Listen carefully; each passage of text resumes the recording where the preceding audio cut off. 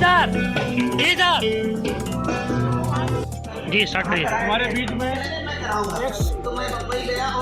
Secretary minority commission doctor Azmi Ali साहब हैं, जिन्होंने कामयाब कैसे बने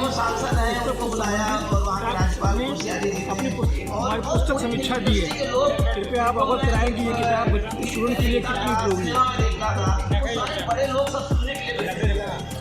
कामयाब कैसे बने ये आपके द्वारा किताब लिखी गई है।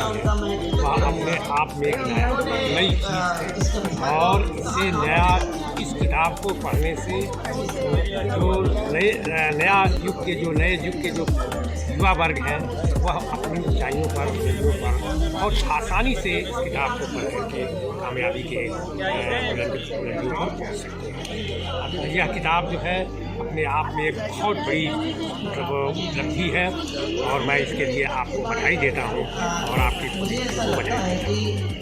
हमारे बीच में वाईडी कॉलेज के प्रोफेसर साइंस के प्रोफेसर संजय गुप्ता जी हैं, जो आज किताब पर चर्चा कामयाब कैसे बने में अध्यक्षीय भाषण दिया।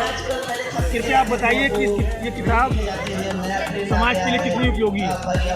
भाई इमरान जी, बात वही है, देखने में छूटने लगे घाव बड़े गंभीर। यह किताब दिखने में छोटी है लेकिन जो सूत्र आपने डाला है वो बड़ा ही महत्वपूर्ण है और बड़े ही सरल भाषा में है। मुझे लगता है कि अगर विद्यार्थी इसको देखें समझें तो अपनी लाइफ में कैसे कामयाब बने उसका सूत्र उनको प्राप्त हो जाता है। और कामयाबी कोई ऐसी चीज़ नहीं है, कोई बनी बनाई चीज़ कि बस उसी लकीर पे या उसी लीक पे चलना है।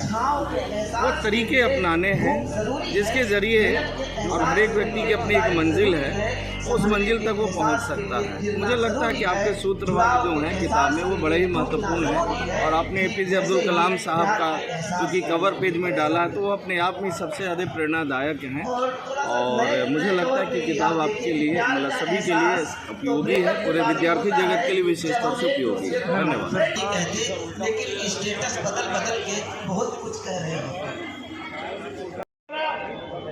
विशेषज्ञ ने इस पुस्तक की समीक्षा की है जो समाज के जिन क्षेत्र से आते हैं, विशेषकर उच्च शिक्षा क्षेत्र से। इन 15 समीक्षाओं को भी इसमें संकलित किया गया है। इस पर चर्चा होने जा रही है इस कार्यक्रम में। अब इस कार्यक्रम को शुरू करने के लिए मुझे इस कार्यक्रम में शामिल होने के लिए और साथी आए हैं, जैसे डॉक्टर मनोज पांडे जी, तिरुमल जी, मोहसिन रजा साहब और तमाम साथी जो हमारे आए हैं, उनसे आग्रह है कि आगे आए कृपया। इसका थोड़ा सा भी दृष्टिपात करें तो मुझे लगता है कि इसमें कामयाबी के कुछ सूत्र हमें मिलते हुए दिखाई पड़ते हैं। लेकिन चूंकि समय हो गया, मैं बहुत ज़्यादा लंबा नहीं लेना चाहता हूँ, बातें कहना चाहता था। Sorry for coming late. पुनः एक बार सभी का धन्यवाद और विशेष तौर से लेखक द्वय डॉक्टर इमरान खान और प्रोफेसर आगा परवेज नसीर साहब का, और विशेष तौर से हमारे 25 साल के बाद शायद हमारी मुलाकात हमारे बड़े भाई आज हुई है इस मंच पे, प्रोफेसर आजमी अली साहब का। तो मैं आपका नाम लिए बिना नहीं जा सकता हूँ मंच सर। हमारे बिल्कुल बहुत ही निकट प्रोफेसर मनोज पांडे साहब जो लुआकता और जिस प्रकार से शिक्षक हितों को संघर्ष को लेकर आगे बढ़ाते रहे, अतुलनीय है। मैं सबको हैट्स ऑफ करता हूँ। धन्यवाद। Thank you. कामयाबी के रास्ते दिखाएंगे छात्रों को, बशर्ते कि वो अमल करें।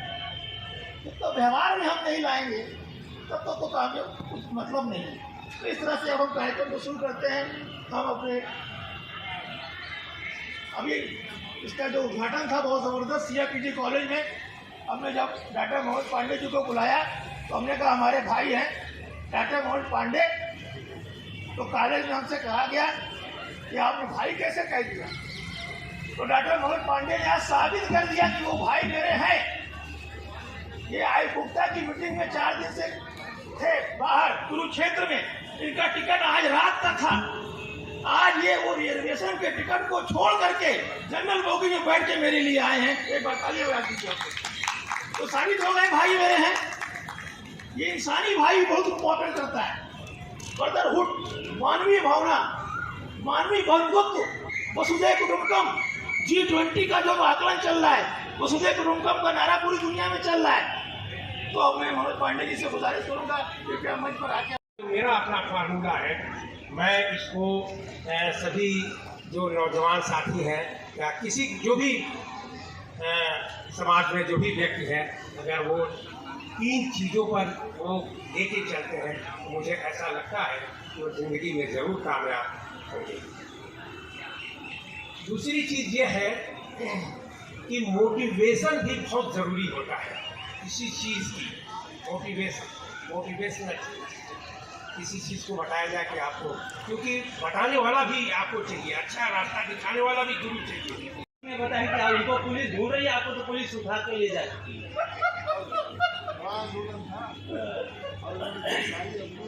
यथा नाम तथा। इन्होंने कहा कि मैं क्रांतिकारियों की किताबों को देखा और थोड़ा बहुत क्रांतिकारी में। देखिए, हाथों में गुलाब और किताब सिर्फ क्रांतिकारी ही रख सकता है। ये संभालना बहुत बड़ी बात नहीं। इन्होंने पुस्तक भी में विहंगावलोकन किया। अवलोकन 2 तरह का होता है। अब आप सब तो बड़े विद्वान हैं, हमारे उपाध्यक्ष युवाक्ता महोदय, अध्यक्ष युवाक्ता महोदय, इमरान जी तो स्वयं ही हैं, भाई दीपक राय जी हैं, और मुझे लगता है कि मंच पर जितनी विभूतियां हैं, मंचेतर उनसे बड़ी विभूतियां हैं। मशहूर हो गए यूं ही यमन के फसाने, वो कौन सा जर्रा है जो खुद तूर नहीं है। किसी का नाम हो गया अलग बात है। तो मैं जब पुस्तक पढ़ रहा था, जितना पढ़ सका, और वैसे भी अगर दुनिया के दर्शन को देखना है तो गांव या घर की उस भी हमें कबीर ने सिखाया है कि भगवान पे भी प्रश्न चिन्ह लगा दो पर गुरु पे न लगाओ। और बचपन में तो गुरुओं ने वो पिटाई की है कि आज भी जब गुरु सरकारों से तो हम लड़ जाते हैं, मुख्यमंत्री से भी कई बार भिड़े हैं, सभी साक्षी हैं, पर गुरु सामने आता है तो पांव में ही अपने आप कांप जाता है। आज देश को बचाने की सबसे ज्यादा जिम्मेदारी शिक्षकों की।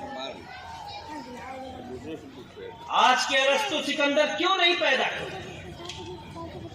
आज के रामदास शिवाजी क्यों नहीं पैदा करते? आज कोई गांधी क्यों नहीं होता जो गुरु की तरह से नेहरू और पटेल पैदा करता है? आज कोई आचार्य नरेंद्र देव क्यों नहीं होता जिसके शिष्य आगे चल के लोहिया और जयप्रकाश बनते हैं?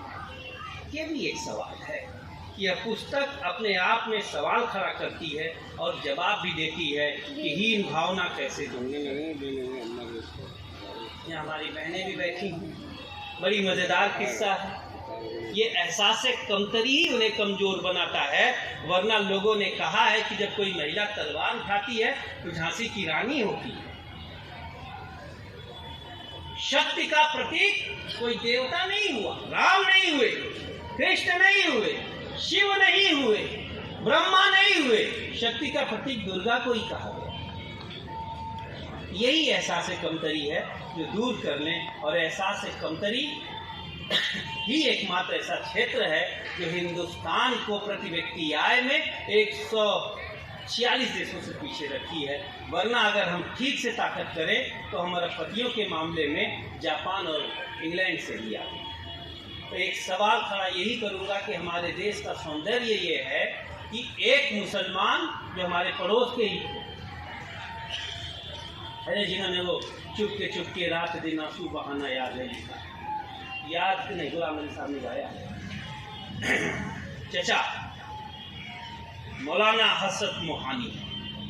आप देखिए, जो प्रेम के गीत नहीं लिख सकता वो क्रांति की बात भी नहीं कर सकता। ये रवीन्द्रनाथ टैगोर ने कहा। कृष्ण जो बांसुरी बजाता था उसी ने चक्र धारण किया। जो किताब नहीं लिख सकता उसे विश्वविद्यालयों में किताबों को पढ़ाने का कोई नहीं।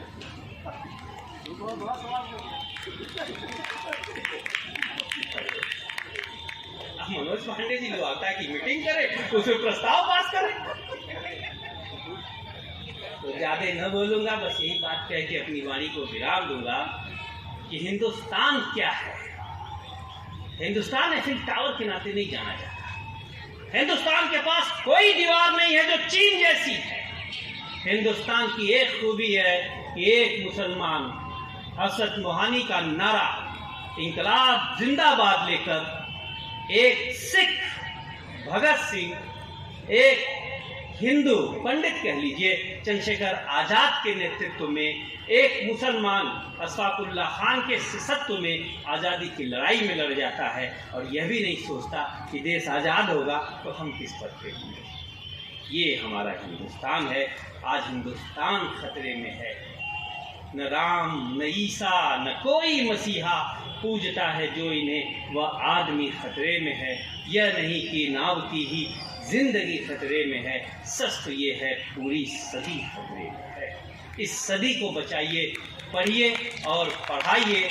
हमारा देश उस दिन सही मायने में यूरोप से आगे होगा, अमेरिका से आगे होगा, जिस दिन हमारे यहाँ भीड़ पुस्तकालयों में होगी, हमारे यहाँ भीड़ खेल के मैदानों में होगी।